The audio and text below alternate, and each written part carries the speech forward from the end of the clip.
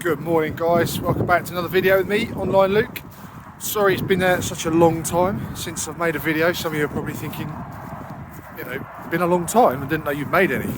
I did, and I continue to make plans to do so. So this is going to be a bit of a long-winded video explaining not only why I haven't been making any videos, but also why my business has almost come to a complete standstill. So this video is going to be not negative, but it's going to be me being honest and highlighting some of the errors that I've made, and some of the just unfortunate events that have slowed my business down, like I say, to more or less nothing. The good news about that is, after I've had this little rant and let you all know, you know, what's happening and why it's happened, I'm going to do some follow-up videos, kind of breaking down the mistakes that I've made and the things that have happened, so that you can hopefully avoid them happening to you, and plan these safeguards in your business so that it doesn't happen. Sorry, you lost me for a bit there because I kind of just walked through a large amount of mud. I'm just out walking the dog, and I thought this is a good time to kind of let you guys know what was happening. Most of my videos I think I've made in the summer, indoors, and this one I've decided to do out. It's like 5 degrees out. It's pretty fresh, but it's a beautiful day. So why not start on a nice sunny day? So, as a lot of you know, my Amazon arbitrage business as a side hustle and full-time, I was a mechanic. That's actually some good news, so perhaps I'll save that to the end. Some exciting stuff in the future for myself, and I'm not a mechanic anymore. But previous to that, always been a mechanic. Kind of got disheartened with that as a job. Fed up with it. Wasn't very rewarding, as you'd think perhaps some of you might do. And there's particularly a lot of guys are like, oh yeah, I'd love to play with toys all day.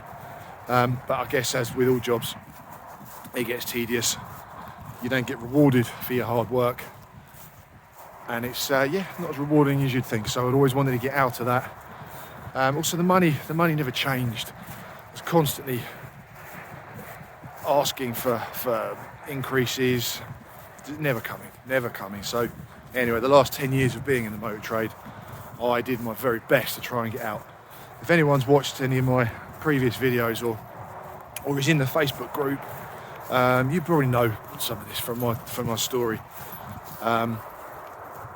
But yeah, basically I tried everything. I have sold laptop skins, polystyrene aeroplanes, second-hand Lego. I've honestly tried many things as I could to get out of being in the motor trade. They all cost money, so even from that way back, debt started to mount. Back then it wasn't horrific, but it started to accumulate and compound. I won't go on about all the Del Boy type things that I tried, although there were a lot.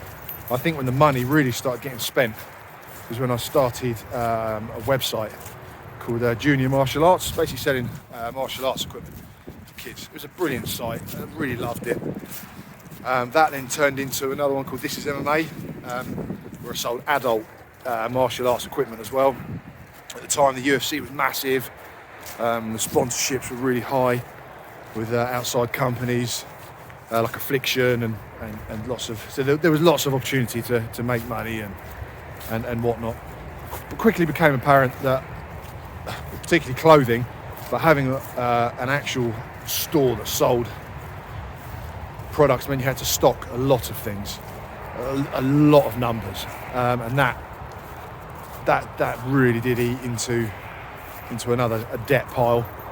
I think if you just imagine, if you're selling t-shirts, for example, if one style of t-shirt comes out, you might be one style, but it may come in 5 colours and 5 sizes.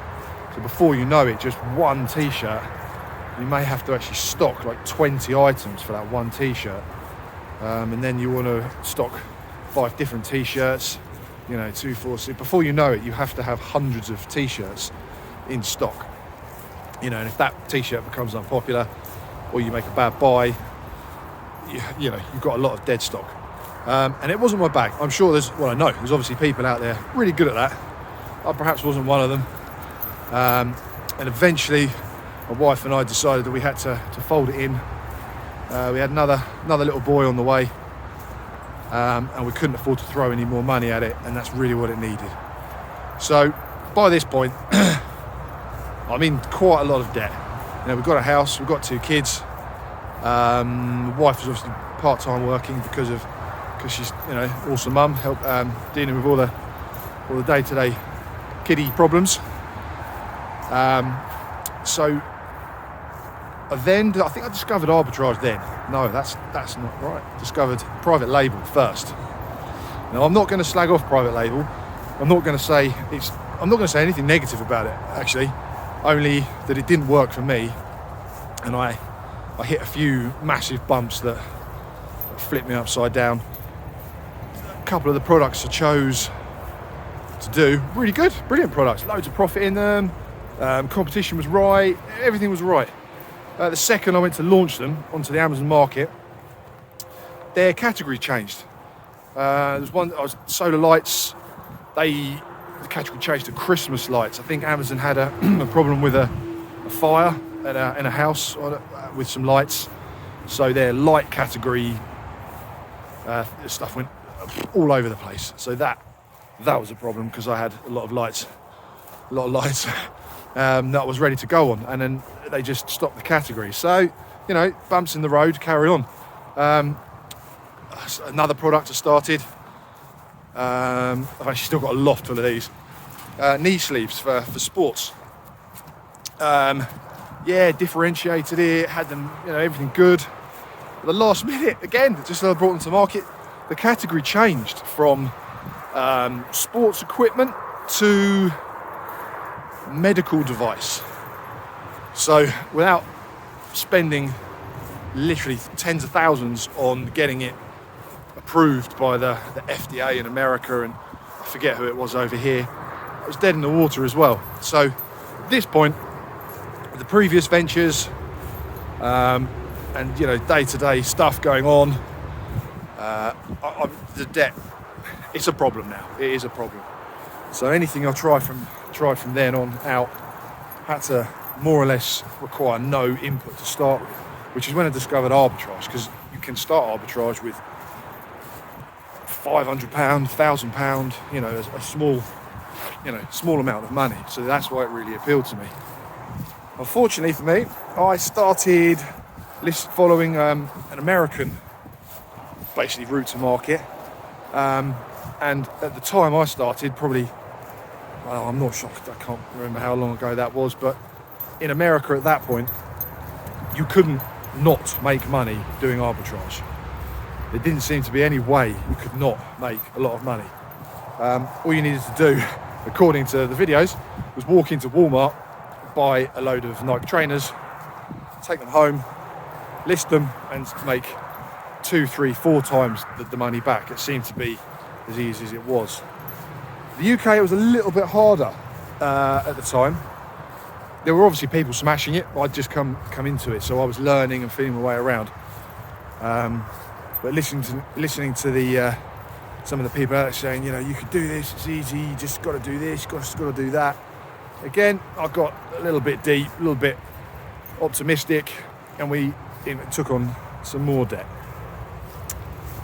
So that's kind of how I got on this knife edge for the rest of my Arbitrage. Now, I'll probably do another video on what actually went wrong. I just wanted to give you like a little behind the scenes of how we got to that point. But one thing I'll say before I end this video is when you're on a knife edge, you start to make decisions, like poor decisions, out of desperation.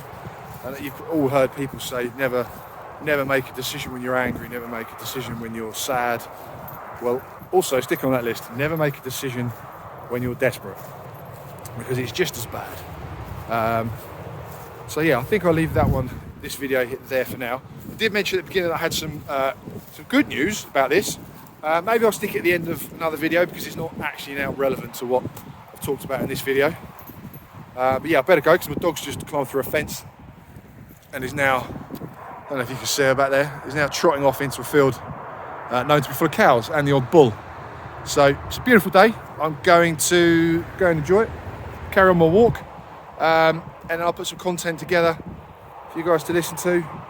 Hopefully the aim of this is going to be to help you guys so that you don't have to walk into the same traps I did, and just give you some tips and advice to avoid some of the dead ends I went down and all that kind of jazz. All right, thanks for listening, guys. Thanks for watching. If you're not in the Facebook group, please join. I'll put a link in the bottom of the video. We're going to have a lot of this, the points that I take out of these videos and break down, I will use as posts in Facebook. So even if you don't want to listen to all the videos, perhaps head over to the Facebook page and you can just read the points to the videos. All right, great stuff. Thanks for listening. Have a good day. See you all soon. Bye.